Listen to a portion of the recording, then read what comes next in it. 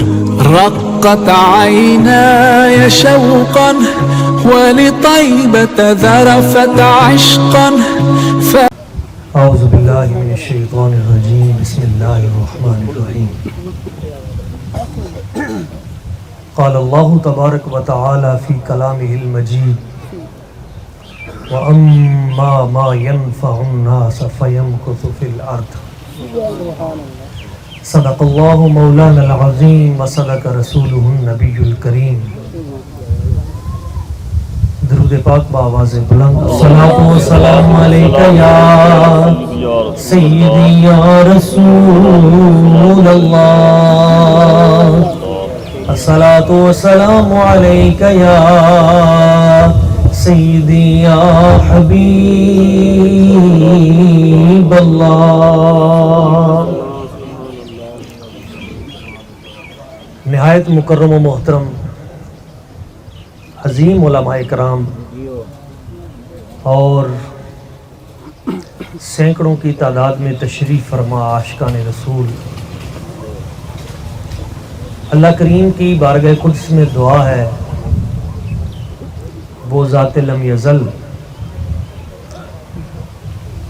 ہمارے محترم مکرم عزت مآب برادر مکرم بھائی محمد تنویر لودھرا صاحب اور عزت مآب محترم بھائی محمد صغیر لودھرا صاحب، ان کی ہمشیرہ محترمہ، ان کی مغفرت فرمائے، آمین آمین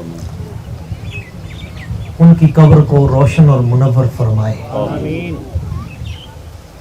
سیدہ طیبہ طاہرہ نفیسہ زکیہ راکعہ ساجدہ سیدہ فاطمۃ الزہرا سلام اللہ علیہا، آپ کی چادر تطہیر کا سایہ عطا فرمائے، آمین۔ عزت مآب محترم عاشق رسول بھائی مار حسنین صاحب اور میرے بہت ہی کرم فرما عزت مآب جناب ملک محمد اختر چنر صاحب، دیگر احباب،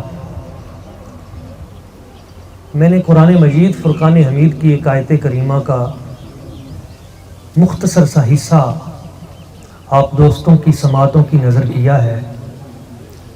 اس کی روشنی میں نے چند باتیں آپ تک پہنچانی ہیں۔ بسم اللہ۔ میں کوئی یہاں پہ خطیب یا ادیب بن کر نہیں آیا، ایک بھائی اپنے دوسرے بھائی صغیر صاحب سے اپنی ہمشیرہ کی تعزیت کے لیے اور دعا کے لیے حاضر ہوا ہے۔ آپ دوست اکثر ٹی وی پہ ہمارا پروگرام دیکھتے رہتے ہیں، 92 چینل پہ صبح نور پروگرام میں کرتا ہوں جسٹس نذیر غازی صاحب کے ساتھ، صبح 7 سے 8 بجے تک آپ اسے ضرور دیکھا کریں۔ میں نے جو قرآن مجید کی آیت پیش کی ہے، اس کی روشنی میں چند خاص باتیں آپ دوستوں تک پہنچانا چاہوں گا، اور امید ہے کہ آپ کا وقت ضائع نہیں ہوگا۔ جو بھی دوست یہاں پہ آیا بیٹھا ہے وہ کوئی نہ کوئی پیغام لے کے جائے گا۔ ایک بار بآواز بلند درود پاک پڑھ لیجیے، صلی اللہ علیہ یا رسول اللہ وسلم علیکہ یا حبیب اللہ۔ یہ خواہش تھی تیرے ہوتے جو پیدا میں ہوا ہوتا، یہ خواہش تھی تیرے ہوتے جو پیدا میں ہوا ہوتا، تیرے چہرے کو اے آقا میں ہر پل دیکھتا ہوتا، تیرے چہرے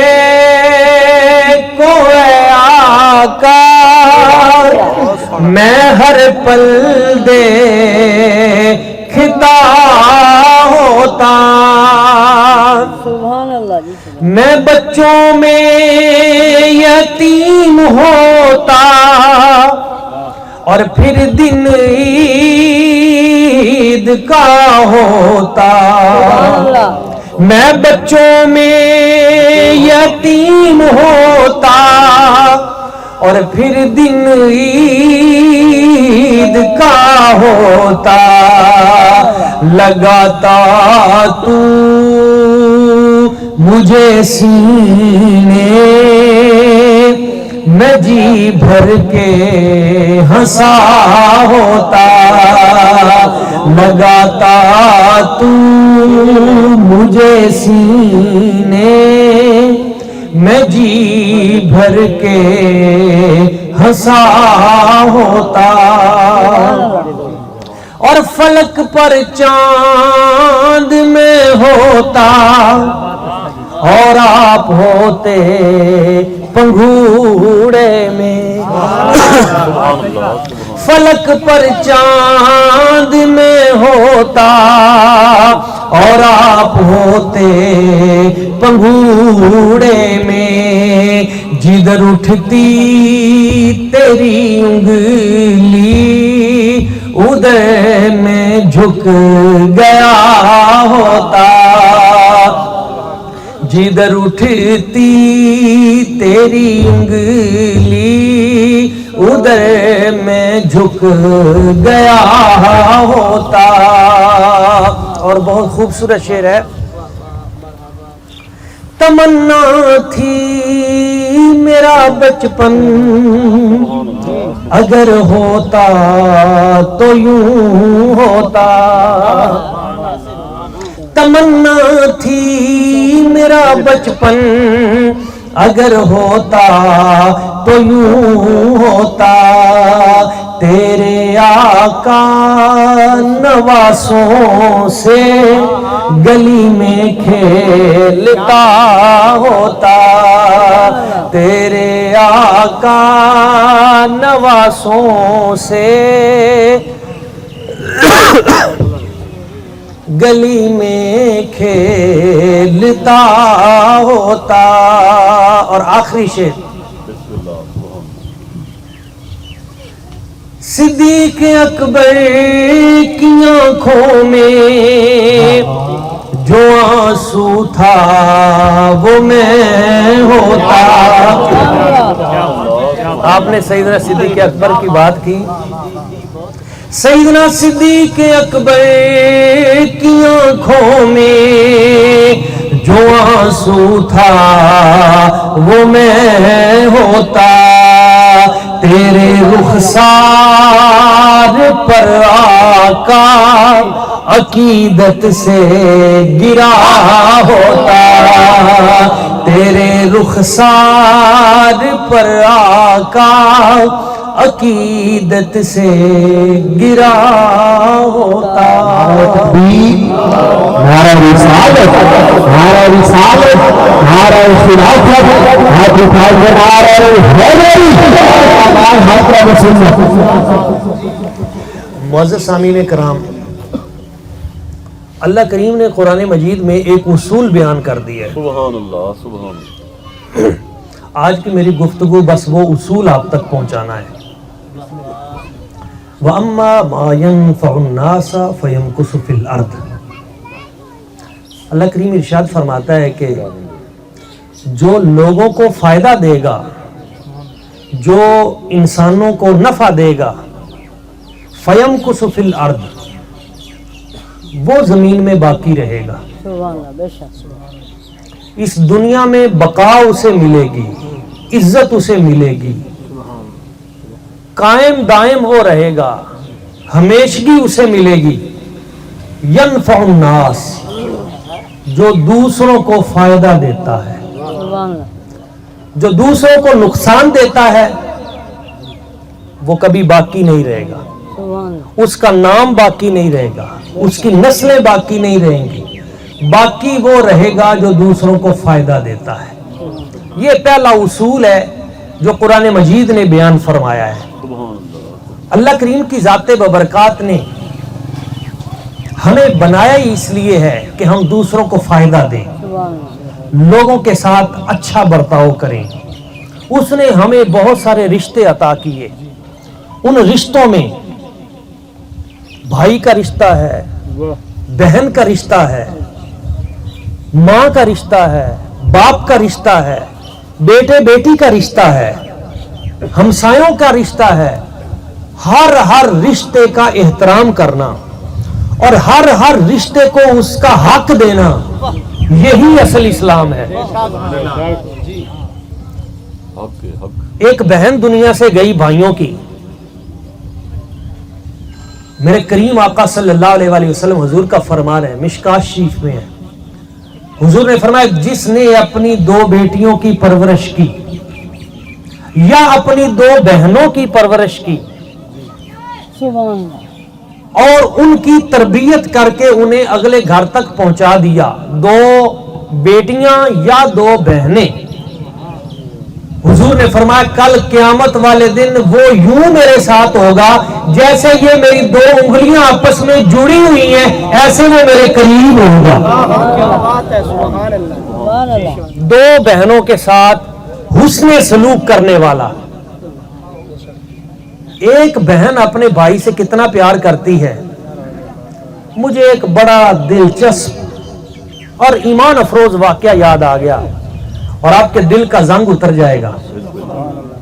ایک جنگ میں کچھ بندے گرفتار ہوئے، انہیں اریسٹ کر کے حضور کی بارگاہ میں پیش کیا گیا، بتایا گیا کہ حضور یہ لوگ ہیں فلان جنگ میں گرفتار کیے گئے۔ حضور نے فرمایا ان کا حکم ابھی سناتے ہیں۔ اچانک دیکھے دوڑتی آ رہی تھی، حضور نے فرمایا اس بی بی کو پہلے سنبھالو، اسے دلاسا دو۔ اسے روکا گیا، بی بی تو کیسے آئی ہے؟ اس نے کہا میں نے تمہارے نبی سے بات کرنی ہے۔ آگے بھیجا گیا، سرکار نے پوچھا بی بی کیسے آئی ہو؟ اس نے عرض کی حضور یہ جو بندے گرفتار ہوئے ہیں ان میں 3 میرے رشتہ دار ہیں۔ حضور نے فرمایا کیا کیا رشتہ ہے تیرا ان سے؟ اس نے کہا جی حضور ایک میرا شوہر ہے سر کا تاج، ایک میرا لخت جگر نور نظر ہے یعنی میرا بیٹا، اور ایک میرا بھائی ہے۔ یہ میرے 3 رشتہ دار گرفتار ہو گئے ہیں، میں آپ کے پاس آئی ہوں حضور ان کو معاف کر دیں، چھوڑ دیں۔ سرکار نے فرمایا بی بی میری عادت نہیں کہ کوئی میرے پاس آئے تو میں اسے خالی موڑ دوں، ان بندوں نے ظلم کیے ہیں، میرے صحابہ کے ساتھ جنگیں کی ہیں، تیرے آنے کی وجہ سے میں تیرے ساتھ یہ رعایت کرتا ہوں، ان 3 میں سے ایک چھڑا لے۔ یہ جو 3 تیرے رشتہ دار ہیں ان میں سے تیرے آنے کی وجہ سے میں نے ایک چھوڑا، اب تو بتا کہ چھڑانا کسے ہے؟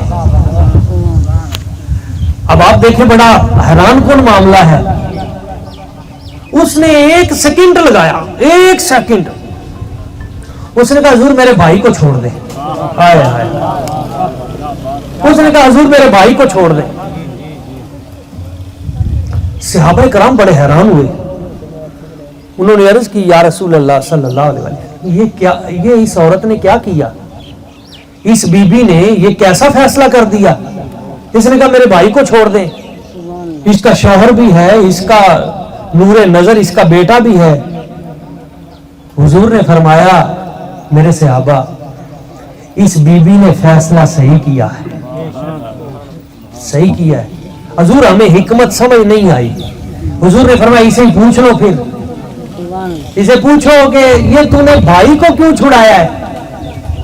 پوچھا بی بی ایک تیرا سر کا تاج تھا، ایک تیرا بیٹا تھا، تو نے ان کی بجائے اپنے بھائی کو کیوں چھڑایا؟ وہ رونے لگی، آنسو بہنے لگے اور عرض کرنے لگی حضور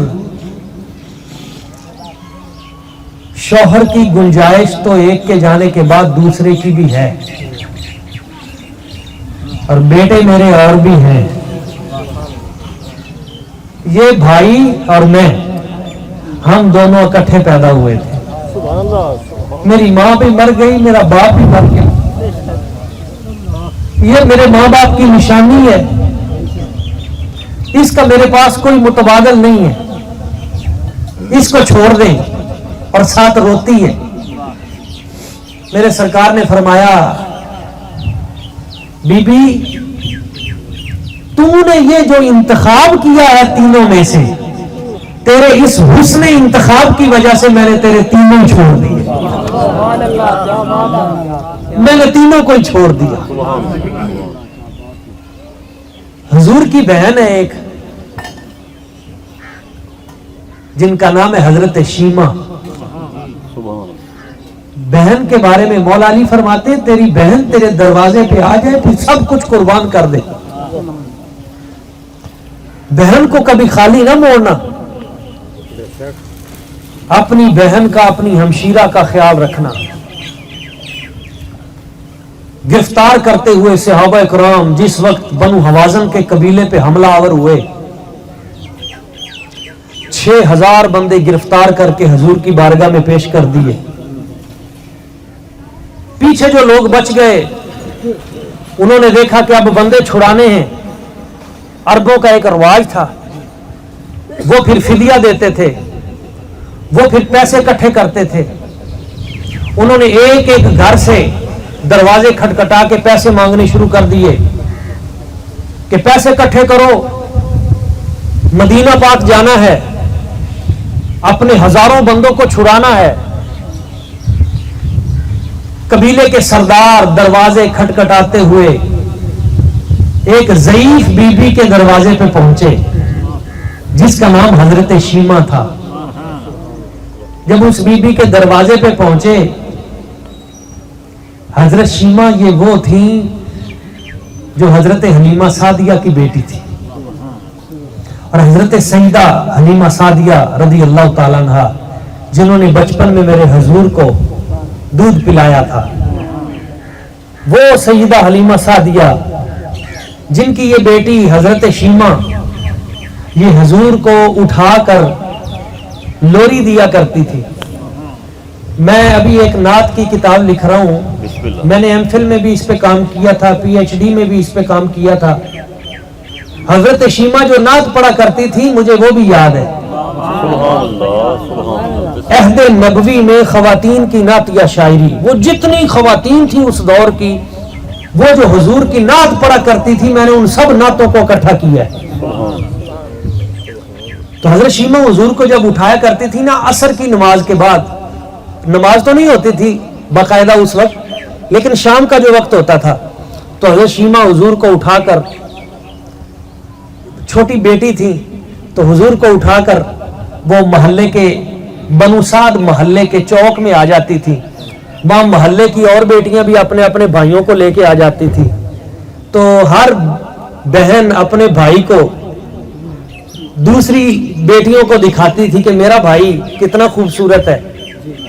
تو میں نے سیرت کی کتابوں میں پڑھا ہے جب حضرت شیمہ میرے آقا کو اٹھا کے لے کے آیا کرتی تھی کھلانے کے لیے، تو ساری بہنیں اپنے اپنے بھائیوں کو سائیڈ پہ رکھ کے حضور کا چہرہ دیکھنا شروع کر دیا، حضور کی زیارت کیا کرتی تھی۔ اور اس وقت حضرت شیمہ آپ دعا مانگا کرتی تھی کہ الہی تو نے حضور کا بچپن تو مجھے دکھایا ہے، وہ وقت بھی دکھانا جب حضور جوان ہو جائیں، میں سرکار کی جوانی بھی دیکھوں، میں حضور کا وہ حسن بھی دیکھوں۔ تو یہ شعر پڑھا کرتی تھی۔ وقت گزر گیا، حضور مدینہ طیبہ آ گئے، 6000 بندے ان کے قبیلے کے گرفتار ہو گئے۔ سردار جب حضرت شیمہ کے دروازے پہ پہنچے چندہ مانگنے کے لیے تو حضرت شیمہ نے پوچھا کیسے آئے ہو؟ کہا مدینہ طیبہ سے نبی پاک صلی اللہ علیہ وآلہ وسلم کے صحابہ کرام نے حملہ کیا تھا، ہماری جنگ تھی، 6000 بندے گرفتار ہو گئے ہیں، ان کو چھڑانے کے لیے ہم نے جانا ہے، پیسے اکٹھے کر رہے ہیں، جو کچھ ہے دے دو۔ حضرت شیمہ نے فرمایا ایسے کرو، مدینہ طیبہ میں جس ہستی کے پاس تم نے جانا ہے پیسے اکٹھے کرنے بند کرو، مجھے لے جاؤ، میں چلتی ہوں تمہارے ساتھ۔ انہوں نے کہا بی بی تو جانتی ہے وہ کون ہے؟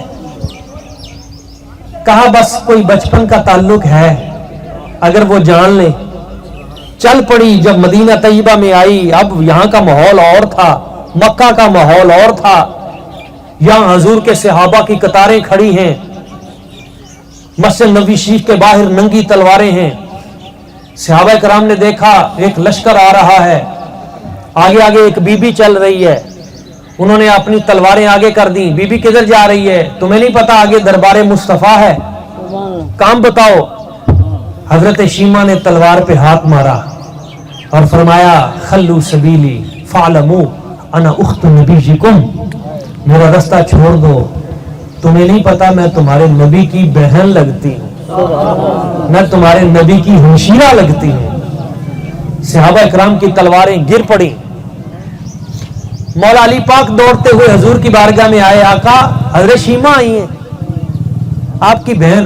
میرے سرکار کھڑے ہو گئے، حضور نے اپنی چادر اتاری جلدی جلدی اور حضرت شیمہ کے رستے میں بچھا دی، سبحان اللہ، اپنی بہن کو اس چادر پہ بٹھایا اور فرمایا میری بہن کیسے آئی، کیسے آنا ہوا؟ عرض کی حضور آپ کے صحابہ میرے قبیلے کے اتنے لوگوں کو گرفتار کر کے لے آئے، میں ان کو چھڑانے کے لیے آئی ہوں اور ایک عزت اور آس سے آئی ہوں، یہ پورا قبیلہ میرے پیچھے ہے۔ میرے نبی ہر بات میں مشورہ کرتے تھے، حضور ہر زندگی کے موڑ پہ مشورہ کرتے تھے، مگر اس مرحلے پہ میرے سرکار نے فرمایا مجھے مشورے کی ضرورت نہیں۔ حضور نے فرمایا جتنے بندے حضرت شیمہ کے قبیلے کے گرفتار ہیں سارے کے سارے ابھی چھوڑ دیے جائیں۔ بکریوں کے ریوڑ میرے نبی نے اپنی بہن کو عطا کیے، مال دیا، اور حضور نے فرمایا اگر یہاں میرے پاس میری بہن قیام کرے تو میں اس کو مکان بھی بنا کے دوں گا، عزت کے ساتھ یہاں پہ رہائش بھی دوں گا۔ عرض کی حضور میں اپنے قبیلے میں جانا چاہتی ہوں۔ میرے سرکار نے وہ مال، وہ سارا بکریوں کا ریوڑ اور سارا کچھ اپنی بہن کو عطا کیا، اور ساتھ فرمایا کہ وہ بچپن میں جو شعر پڑھا کرتی تھی ایک بار مجھے وہ شعر دوبارہ سنا دے۔ بہنوں کے کتنے حقوق ہیں، بھائیوں کے کتنے حقوق ہیں، ماں کا کتنا حق ہے، بیٹے کا کتنا حق ہے۔ دوستوں میں یہ پیغام آپ تک پہنچانا چاہتا ہوں، ان رشتوں کی قدر کریں۔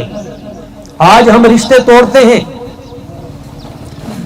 کتنا نازک مسئلہ میں آپ کو بتانے لگا ہوں، کروڑ باتوں کی ایک بات۔ حضور کی مجلس پاک لگی ہوئی تھی اور مجلس مصطفیٰ صلی اللہ علیہ وآلہ وسلم میں ایک آدمی آ کے پیچھے بیٹھ گیا۔ کتنی دور تک آج ماشاءاللہ یہاں پہ دوست موجود ہیں، پیچھے آ کے ایک شخص بیٹھا۔ آپ علیہ الصلوۃ والسلام نے جب اسے دیکھا تو حضور نے فرمایا میری مجلس میں جو رشتہ توڑ کر آیا ہے وہ نکل جائے۔ سب لوگ بیٹھے رہے۔ حضور نے دوبارہ فرمایا جو رشتہ توڑ کر آیا ہے میری مجلس سے نکل جائے۔ سارے بیٹھے رہے۔ جب تیسری مرتبہ حضور نے فرمایا جو رشتہ توڑ کر آیا ہے میری مجلس سے نکل جائے ورنہ میں نام لے کر اٹھا دوں گا، تو پیچھے سے وہ بندہ چپ کر کے اٹھا اور چلا گیا۔ تھوڑی دیر کے بعد دوبارہ آ کر بیٹھ گیا۔ جب دوبارہ آ کے بیٹھا تو حضور نے فرمایا اب پیچھے نہ بیٹھو، اب میرے پاس آ جاؤ۔ اپنے ساتھ بٹھایا اور فرمایا یہ جو کچھ تم کر کے آئے ہو نا باہر، یہ میرے صحابہ کو بتاؤ کیا کر کے آئے ہو۔ عرض کی حضور میری خالہ کے ساتھ لڑائی ہو گئی تھی، کسی رشتے کی وجہ سے وہ رشتہ نہ چل سکا, ہماری لڑائی ہو گئی.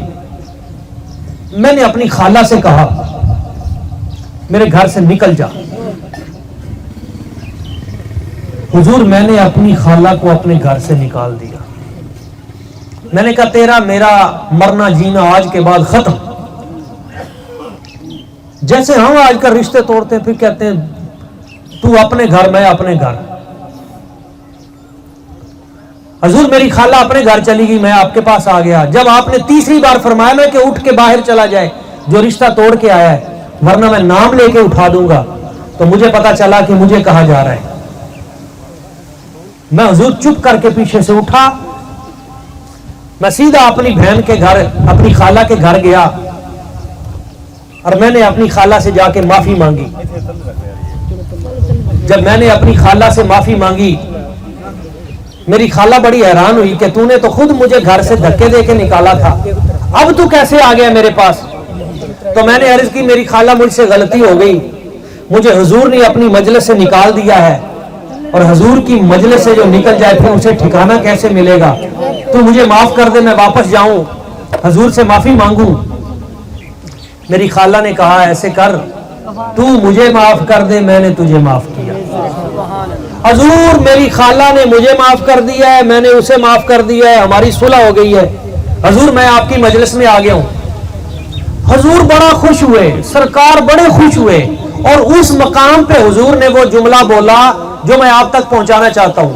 حضور نے فرمایا تجھے پتہ ہے میں نے تجھے کیوں اٹھایا تھا, تجھے میں نے اٹھایا کیوں تھا؟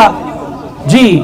حضور نے فرمایا میں نے تجھے اس لیے اٹھایا تھا کہ ابھی ابھی جبریل امین میرے پاس آئے تھے, ابھی ابھی, اور جبریل امین نے آ کے مجھے عرض کی یا رسول اللہ صلی اللہ علیہ وآلہ وسلم, حضور اللہ پاک حکم فرما رہا ہے کہ جس مجلس میں ایک بندہ ایسا بیٹھا ہو, ایک بندہ جس نے رشتے توڑے ہوں, رشتوں کی عزت پامال کی ہو, بزرگوں کی توہین کی ہو, اپنے ماں باپ کی گستاخی کی ہو, ایک بندہ جس مجلس میں ایسا بیٹھا ہو, اللہ تعالیٰ اس پوری مجلس کے نیک بندوں کی دعا کو بھی قبول نہیں کرتا. کتنی بڑی یہ خطرناک بات ہے. آج ہماری دعائیں کیوں قبول نہیں ہوتی؟ بزرگوں کی توہین کرتے ہیں, ماں باپ کی بے ادبی کرتے ہیں, پھر ہم کہتے ہیں ہماری دعا قبول نہیں ہوتی. دعائیں قبول کروانی ہیں تو رشتوں کا احترام کریں, رشتوں کو عزت دیں. ختم شریف کا سامان بھی آ گیا, میں نے 2 باتیں کرنی ہیں. حضرت بابا فرید الدین مسعود گنج شکر رحمۃ اللہ تعالی, اولیاء کا تو کام ہی جوڑنا ہوتا ہے. بابا صاحب کو کسی نے کینچی دی تحفے میں, بابا جی بڑے اچھے لوہے کی کینچی ہے, قبول کریں. آپ نے فرمایا مجھے کینچی نہ دیں, مجھے تحفہ دینا ہے تو مجھے سوئی دیں. مجھے کینچی نہ دیں, تحفہ دینا ہے تو سوئی دیں.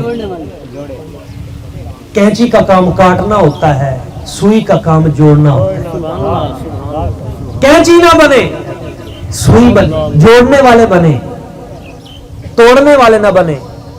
حضرت بابا فرید الدین مسعود گنج شکر, میں نے ان کی یہ بات کئی بار ٹی وی پہ بھی کی. حضرت بابا صاحب کے پاس نے ایک دن قاضی حمید الدین ناگوری آ گئے. قاضی حمید الدین ناگوری بھی بہت بڑے ولی, بہت بڑی عظیم ہستی. ہمارا چونکہ تعلق ہے آستانہ عالیہ حضرت کرما والا شریف سے, تو اس اعتبار سے بھی ہمارا ایک تعلق ہے حضرت بابا صاحب کی ذات و برکات آپ کے ساتھ. تو بابا فرید الدین کے پاس جب قاضی حمید الدین ناگوری رحمۃ اللہ تعالی علیہ آئے تو انہوں نے آ کے عرض کی کہ بابا صاحب ایک مسئلہ ہے. مسئلہ یہ ہے کہ دنیا میں تو ہم بڑی نماز, روزہ, حج, زکوٰۃ, فلاں فلاں یہ ساری باتوں کی تلقین کرتے ہیں, اصل پتہ تو چلے گا قبر میں جا کے کہ وہاں پہ کس عمل کی بڑی مانگ ہے, کس عمل کا بڑا پوچھا جا رہا ہے, کون سا سکہ وہاں چل رہا ہے, پتہ تو چلے گا قبر میں جا کے. کہا جی بالکل ٹھیک ہے. بابا صاحب نے فرمایا اچھا یہ بتا تیرے ذہن میں خیال کیا آیا ہے؟ اس نے عرض کی حضور میرے ذہن میں خیال یہ آیا ہے, ہم دونوں نے دنیا سے چلے جانا ہے, کوئی لوگوں کو فائدہ دے جائیں, کوئی لوگوں کا بھلا کر جائیں. فرمایا ٹھیک ہے. خیال کیا آیا ہے؟ حضور خیال یہ آیا ہے اللہ نے آپ کو مقام ولایت عطا کیا ہے اور مجھے بھی ایک مقام عطا کیا ہے. ہم دونوں میں سے جو بندہ پہلے قبر میں جائے وہ اوپر والے بندے کو اشارہ کر کے بتائے کہ نیچے سسٹم کیا چل رہا ہے. کوئی بات کی سمجھ آئی ہے؟ ہم دونوں میں سے جو بندہ پہلے قبر میں جائے وہ اوپر والے کو اشارہ کر کے بتائے کہ نیچے کس عمل کی بڑی مانگ ہے, کون سا سکہ نیچے چل رہا ہے. بابا صاحب نے فرمایا بھائی بڑی سونی بات کی ہے, بڑی کمال بات کی. وعدہ ہو گیا ہم دونوں میں سے جو پہلے قبر میں جائے گا وہ اوپر والے کو اشارہ کرے گا کہ بھئی نیچے کیا سسٹم چل رہا ہے, کس عمل کی بڑی مانگ ہے. خدا کا کرنا ایسا ہوا. بابا فرید الدین مسعود گنج شکر رحمۃ اللہ تعالی علیہ, آپ پہلے دنیا سے چلے گئے. جب آپ پہلے دنیا سے گئے قاضی حمید الدین ناگوری کسی اور شہر میں تھے. جب آئے پتہ چلا بابا صاحب تو ٹر گئے, چلے گئے. آپ ان کے مزار شریف پہ آئے, سلام کیا اور خط لکھا. حضور بابا صاحب میرا اور آپ کا وعدہ تھا, ہم دونوں میں سے جو دنیا سے پہلے جائے گا اپنی قبر میں وہ دوسرے کو بتائے گا کہ نیچے کس عمل کا بڑا پوچھا جا رہا ہے, کس عمل کے بڑے نمبر لگ رہے ہیں. ذرا مہربانی کرو اپنا وعدہ پورا کرو. یہ خط لکھ کے مزار کی چادر کے نیچے رکھ دیا. پیچھے آ کے مراقبے میں بیٹھ گئے. تھوڑی دیر بیٹھے رہے, پھر اٹھے اور آ کے پھر مزار کی چادر سے وہ خط اٹھایا. جب دیکھا اوپر سوال لکھا ہوا تھا, نیچے جواب لکھا ہوا تھا. اوپر سوال لکھا ہوا تھا, نیچے جواب لکھا ہوا تھا. اور جواب میں ایک شعر لکھا تھا, جملہ فنون شیخ نیرزن بنیم خس راحت بدل رساں کے ہمیں مشربست تو بس. بس جملہ فنون شیخ. بابا صاحب نے فرمایا بھئی یہاں اگلے جہان میں آ کے پتا چلا ہے جملہ فنون شیخ, یہ بڑے بڑے علوم فنون منطق فلسفہ کلام فلاں فلاں جو پڑھتے رہے, بنیم خس ایک کخ جتنا اس کا اثر نہیں. ایک جو کخ ہوتا ہے نا, سرائکی میں کیا کہتے ہیں اسے, کخ ہی کہتے ہیں. ایک جو کخ ہوتا ہے اس کی اتنی بھی ویلیو نہیں ہے. یہاں آ کے پتا چلا ہے یہاں کیا دیکھا جا رہا ہے, اگلے جہان میں قبرستان میں قبر میں حشر میں کیا دیکھا جا رہا ہے, راحت بدل رساں کہ ہمیں مشربست تو بس. بس یہاں تو یہ دیکھا جا رہا ہے کہ پل بازاری پہ رہنے والے تو نے 50 سال گزارے, 100 سال گزارے, تو نے 80 سال گزارے, راحت بدل رساں لوگوں کے دلوں کو سکون کتنا دے کے آیا ہے. بس یہ دیکھا جا رہا ہے جس محلے میں رہتا تھا وہاں کے لوگوں کو فائدہ دیتا تھا یا نقصان دیتا تھا. جس بستی میں رہتا تھا لوگ تجھ پہ راضی تھے یا تجھے گالیاں دیتے تھے, تیرا رستہ دیکھ کے رستہ تو نہیں بدل لیتے تھے, تو لوگوں کے ساتھ سلوک کیسے کرتا تھا.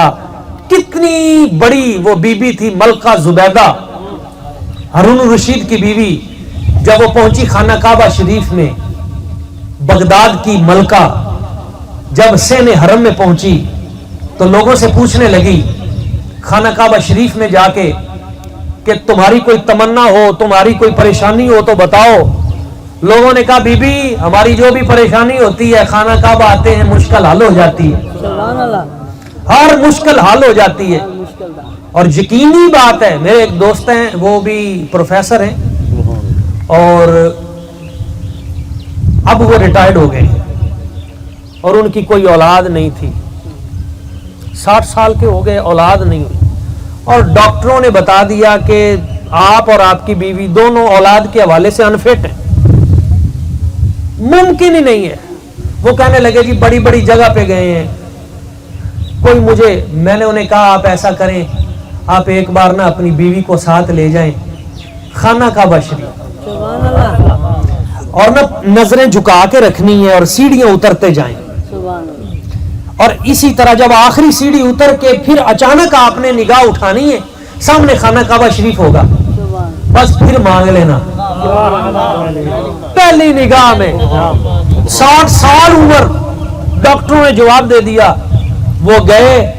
اسی طرح کہتے ہیں ہم نے نگاہیں جھکائی اور نیچے جب اترے تو جیسے ہی خانہ کعبہ شریف پہ نگاہ پڑی تو ہوش اڑ گئے اور دعا مانگنی بھی بھول گئی اور بے ہوش ہو کے گر پڑے. کچھ سمجھ نہ آیا اور پھر روتے رہے اٹھ کر. وہاں سے کہتے ہیں پھر مدینہ شریف آئے حضور کی بارگاہ میں اور وہاں روئے, سرکار کی بارگاہ میں حاضری دی. اگلے دن وہ کہتے ہیں جب دوسرے دن روضہ رسول کریم پہ میں اور میری بیوی جانے لگی تو میری بیوی کو شدید بخار ہو گیا.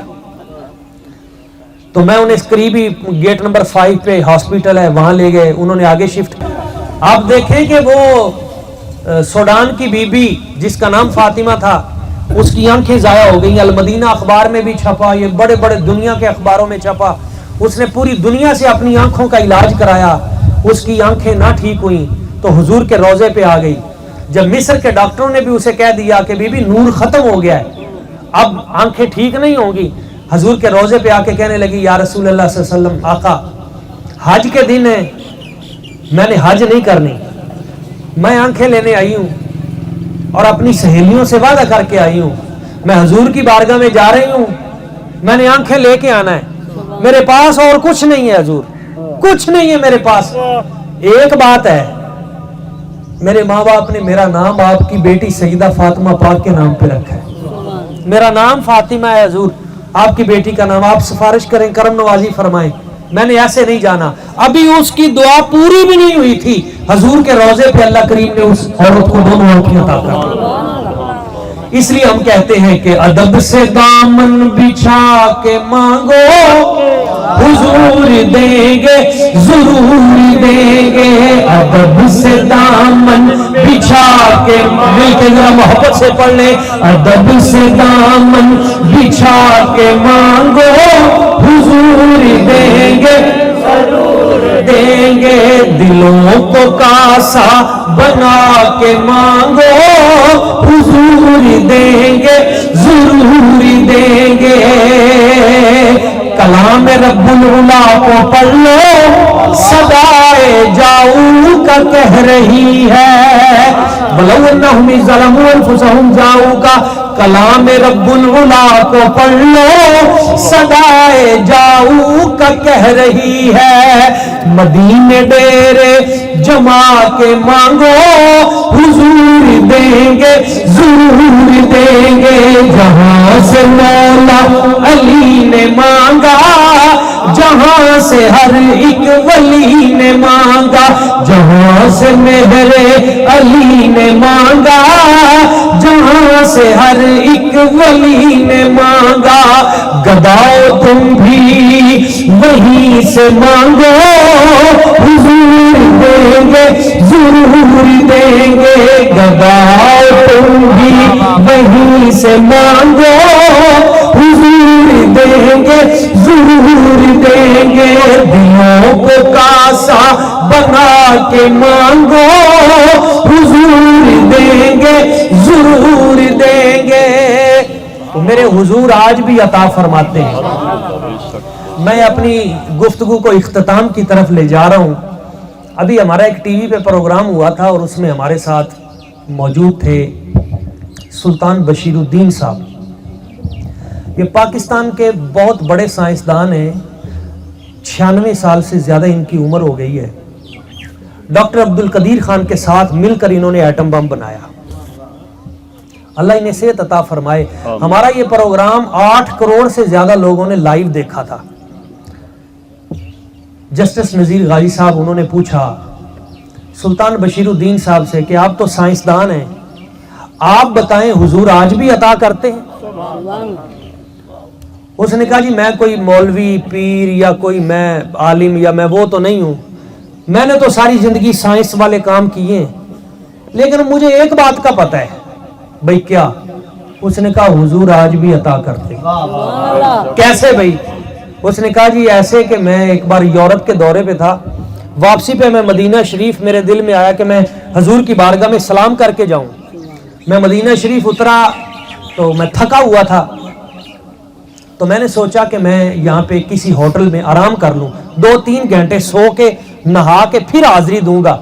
میں جس ہوٹل پہ پہنچا انہوں نے کہا بھائی نہیں, جگہ نہیں ہے, ہاؤس فل. مجھے کسی نے جگہ نہیں دی. اس پریشانی کے عالم میں وہ کہتا ہے کہ میں نے پھر روضہ رسول کریم صلی اللہ علیہ وسلم کی طرف دیکھا اور دل میں میرے خیال پیدا ہوا, زبان سے نہیں, دل میں میں نے عرض کی حضور ایک ٹوٹا پھوٹا مسافر آپ کے شہر میں آیا ہے. دل میں یہ سوچا کہ ٹوٹا پھوٹا مسافر آپ کے شہر میں آیا, بس دل میں یہ خیال کیا تو ایک گاڑی رکی, اس سے ایک بندہ نکلا. اس نے کہا جی آپ کا نام سلطان بشیر الدین ہے؟ جی میرا نام سلطان بشیر الدین ہے, آئیں میرے ساتھ بیٹھیں. میں نے کہا یہ آپ کون ہیں؟ انہوں نے کہا آپ بیٹھیں, گاڑی میں بیٹھیں. مجھے بٹھایا اور جنرل ضیاء الحق نے جو اپنا اسپیشل آفس بنایا ہوا تھا اس میں مجھے لے جا کر اس کے بیڈ پر, اے سی, گرمیوں کے دن تھے, آرام کرو جی. کھانا منگوایا بہترین. میں نے پوچھا جناب آپ کون ہو؟ انہوں نے کہا جی یہ سوال کا جواب نہیں دینا میں نے, آپ کھانا کھائیں, غسل کریں, آرام کریں, جب آپ نے حضور کی بارگاہ میں جانا ہو یہ گھنٹی دبا دیں, میں آپ کو لے کے جاؤں گا. وہ کہتے ہیں مجھے کچھ سمجھ آ گئی, میری نیند اڑ گئی اور تھکاوٹ ختم ہو گئی. میں نے وضو کیا, میں نے کہا چل مجھے حضور کی بارگاہ میں لے کے چل. وہ مجھے حضور کی بارگاہ میں لے کے گیا. کہتے مجھے اتنا سکون کبھی نہیں آیا, آنکھوں سے اشک لڑیاں جاری ہو گئی. 3 دن اس نے مجھے خصوصی پروٹوکول دیا, خدمت کی. 3 دن کے بعد مجھے ایئرپورٹ پہ چھوڑ کے ٹکٹ کرا کے جہاز میں جب مجھے چھوڑنے آیا میں نے اس کا بازو پکڑ لیا. میں نے کہا مجھے پہلے بتا تو ہے کون؟ اس نے کہا غلاموں سے زیادہ سوال نہیں کیے جاتے. میں نے کہا نہیں مجھے بتا تو صحیح تو ہے کون؟ اس نے کہا مجھے جواب کی اجازت نہیں ہے, بس اتنا بتا دیتا ہوں, میں مصطفیٰ کریم حضور کا ایک نوکر ہوں.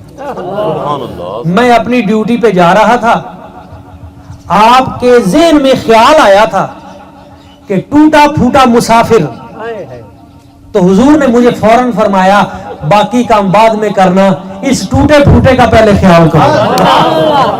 اس لیے ہم کہتے ہیں کہ ادب سے دامن بچھا کے مانگو, حضور دیں گے ضرور دیں گے. دلوں کو کاسا بنا کے مانگو, حضور دیں گے ضرور دیں گے. وہ بات ختم کر دی میں نے اور اس پہ اپنی گفتگو بھی میں ختم کر رہا ہوں. وہ جو ملکہ زبیدہ خانہ کعبے میں آ کے اس نے کہا کسی چیز کی ضرورت ہے تو بتاؤ. انہوں نے کہا کسی چیز کی ضرورت نہیں ہے, صرف یہ ہے کہ یہاں پہ پانی کی کمی ہے. ہم تو آب زمزم پی لیتے ہیں لیکن رستے سے جو لوگ آتے ہیں وہ بڑے پریشان ہیں, ان کے لیے ایک نہر کھدوا دو. لیکن نہر یہاں بننی نہیں. یہ دیکھیں نہر کا کتنا پیارا ماحول ہے, نہر کے کنارے ہم بیٹھے ہیں. نہر کی پانی کو چلتے ہوئے دیکھنے سے بھی بندے کا علم بڑھتا ہے, بندے کی نظر تیز ہوتی ہے. انہوں نے کہا کہ نہر یہاں پہ بنوا دو, لیکن پتھریلا علاقہ ہے, پہاڑ ہے, نہر بننی نہیں. اس نے کہا یہ میرا کام ہے تمہارا نہیں. 35 کلومیٹر کے پہاڑ ہیں. اس نے پوری دنیا سے انجینئر بلائے. اس نے کہا یہاں پہ نہر بناؤ, یہاں پانی آنا چاہیے. ابھی میں گیا تھا پچھلے سال تو وہ نہر سعودی گورنمنٹ نے دوبارہ بنا دی ہے, وہ جو ملکہ زبیدہ نے بنوائی تھی. 18 سال لگے.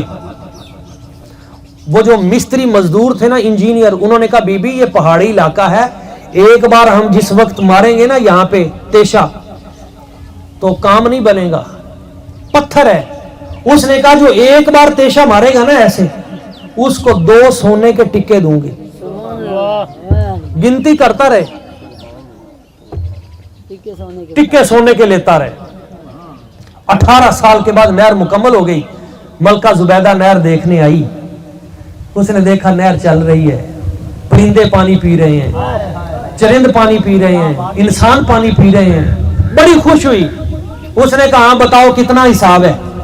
وہ رجسٹر لے کے آ گئے, مستری مزدور انجینئر اس ملک کے اتنے 100 ملازم ہیں, اس ملک کے اتنے 1000 انجینئر ہیں, اتنے فلاں ہیں. اس نے وہ رجسٹر پکڑے اور نہر میں ڈال دیے. نہر میں ڈال کے اس نے کہا یہ میرے خزانوں کے ڈھیر لگے ہوئے ہیں, جتنا اٹھایا جاتا ہے اٹھاؤ. یہ سونے کے ڈھیر ہیں, یہ ہیرے جواہرات موتی ہیں, جس سے جتنا اٹھایا جاتا ہے اٹھا لو. وہ مستری مزدوروں کے جو سردار تھے نا, انجینئر, انہوں نے کہا بی بی یہ تم نے یہ کیا کیا, یہ ہمارے رجسٹر نہر میں کیوں پھینک دیے, ایسے تو نہیں کرنا چاہیے تھا, اس میں ہمارا حساب ہے. اس نے ایک جملہ کہا, کروڑ جملوں کا ایک جملہ, کروڑ باتوں کی ایک بات. اس نے کہا حاضل حساب لیوم الحساب, ہائے ہائے ہائے, حاضل حساب لیوم الحساب. اس نے کہا یہ جو حساب ہے نا یہ قیامت والے حساب سے برابر.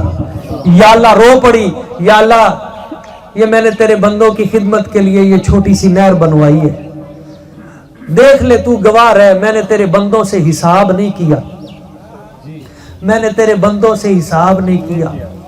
یا اللہ جب کل قیامت کا دن آئے نا, اپنی اس گناہگار بندی سے حساب نہ کرنا, میں اس قابل نہیں کہ میں حساب دے دوں, بے حساب مجھے معاف کر دینا. اس نے کہا سب اٹھاؤ. لما ماتت زبیدۃ فرأت امرأۃ صالحۃ فی رؤیتها وسألت منها ما سأل اللہ بک یا زبیدہ. جب فوت ہو گئی نا ملکہ زبیدہ, تو بغداد کی ولیہ نے اسے خواب میں دیکھا. سب سے بڑی ولیہ نے ملکہ زبیدہ کو دیکھا اور پوچھا زبیدہ یہ تیرے ساتھ کیا بنا, تو بڑے عظیم الشان محل میں سیر کر رہی ہے, تیرے ساتھ کیا بنا. اس نے کہا میرے ساتھ یہ بنا کہ رب نے مجھ پہ کرم ہی کرم کر دیا, کرم ہی کرم کر دیا. مجھے اپنے پاس بلایا اور میرے رب نے فرمایا زبیدہ وہ جملہ ذرا دوبارہ سنانا. میں نے عرض کی یا اللہ کون سا جملہ. کہا وہ جو حساب والا جملہ تھا وہ مجھے بڑا اچھا لگا. میں نے عرض کی یا اللہ تجھے تو پتا ہے پہلے ہی, تو تو دلوں کی جانتا ہے. فرمایا میں جانتا تو ہوں پر تیری زبان سے سننا مجھے اچھا لگتا ہے, مجھے دوبارہ سنا. میں نے عرض کی یا اللہ میں نے کہا تھا یہ جو حساب ہے یہ قیامت والے حساب سے برابر کر دینا, میں نے تیرے بندوں سے حساب نہیں لیا, تو مجھ سے حساب نہ لینا. اللہ پاک نے فرمایا زبیدہ میں نے تجھ سے کیا حساب لینا ہے, تو میری بندی ہے, تیرا میرا کیا حساب ہے. جس وقت تو نے میرے بندوں کی خدمت کے لیے یہ نہر بنوائی تھی اور پہلی کدال پہلا تیشہ ابھی زمین پہ لگا نہیں تھا, میں نے اس سے پہلے تیرے سارے گناہ معاف کر کے تجھے جنتی بنا لیا. یہی میری تقریر کا عنوان تھا, وَأَمَّا مَا يَنْفَعُ النَّاسَ فَيَمْكُثُ فِي الْأَرْضِ. جو لوگوں کی خدمت کرتا ہے اللہ کریم اسے باقی رکھتا ہے. آج بھی اس کا نام باقی ہے جس نے دنیا میں لوگوں کے لیے خدمت کا کام کیا. یہ ہمارے پاس جو مختصر سی زندگی ہے اور چند سال یہ لوگوں کی خدمت کے لیے وقف کر دیں, محبت سے ملیں, اخلاق سے ملیں, اپنے ماں باپ کی عزتوں کا خیال رکھیں.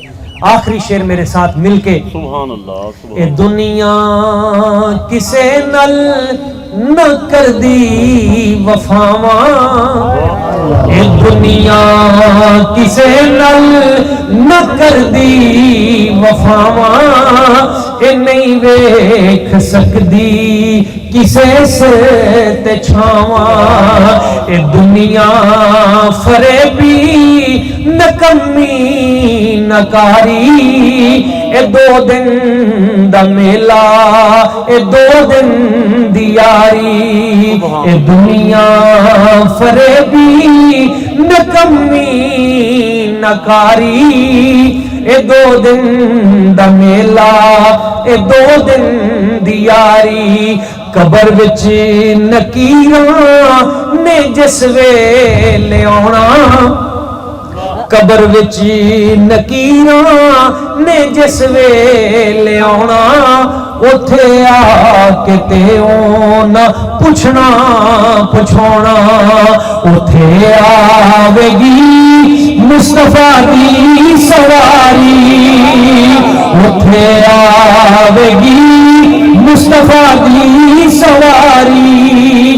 اے 2 دن دا میلہ اے دو دن دی یاری. معزز سامعین اکرام، اللہ کریم کی بارگاہ قدس میں دعا ہے وہ مرحومہ کی مغفرت فرمائے، ان کی قبر کو روشن اور منور فرمائے. بتقاضۂ بشریت اگر کوئی غلطی کوتاہی ہو گئی اپنی رحمت کاملہ سے معاف فرمائے. آمین. وما علینا الا البلاغ المبین.